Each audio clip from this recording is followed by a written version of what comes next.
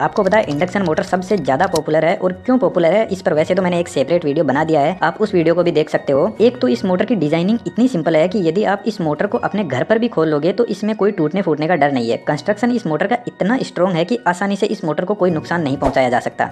Second thing, induction motor बहुत ही worst condition में खराब होने के चांस है। यदि आप मोटर को बहुत ही बुरी तरीके से यूज में लेते हो, जैसे ओवरलोड पर या ज्यादा वोल्टेज की सप्लाई दे देते हो, तभी मोटर के खराब होने के चांस है। वरना एक इंडक्शन मोटर बिना खराब हुए जितनी आपकी लाइफ है उतना चल सकती है। अब इस मोटर की कुछ लिमिटेशंस है। इस मोटर की स्पीड को हम कंट्रोल कर सकते हैं, लेकिन वह थोड़ा कॉम्प्लेक्स मैकेनिज्म होगा, इसलिए इस मोटर को ज्यादातर हम लोडिंग में ही काम में लेते हैं। जैसे एस्केलेटर हो गया, एलिवेटर हो गया। इलेक्ट्रिक कार्स में इस मोटर को कंट्रोल किया जाता है इन्वर्टर के through. Washing machine, fan, cooler, fridge, पानी का पंप, इन सब में इंडक्शन मोटर ही काम में ली जाती है। अब यह सब के सब ऐसे एप्लीकेशन है जिनमें हमें बहुत ज्यादा मोटर कंट्रोल की जरूरत नहीं है, सिर्फ हम मोटर को ऑन ऑफ ही करते हैं। इसलिए इंडक्शन मोटर को हम कह सकते हैं कि यह एक वर्कर की तरह काम करती है। स्विच ऑन करते ही ऑन हो जाती है और इसको कोई ज्यादा मतलब नहीं है। इस मोटर का कंट्रोल इतना शानदार नहीं है, इसलिए जो ऑटोमेटिक इंडस्ट्री होती है वहां पर इसको कम ही यूज में लिया जाता है। वैसे ऐसा नहीं है कि इसको कंट्रोल नहीं किया जा सकता, किया जा सकता है, लेकिन इससे बेहतर मोटर भी हमारे पास में है। मैंने कुछ वीडियोस देखे हैं जिसमें लोग इंडक्शन मोटर को मॉडिफाई करके एक जनरेटर की तरह काम करवाते हैं, लेकिन मैं आपसे कहूंगा कि इंडक्शन मोटर को जनरेटर की तरह काम में लेने की कभी सोचना भी मत। नॉर्मल कंडीशन में तो इसमें कोई सिस्टम ही नहीं है जनरेटर की तरह काम करने का। वैसे इंडक्शन जनरेटर भी होता है, लेकिन वह काम में नहीं आता, बस नाम का ही होता है।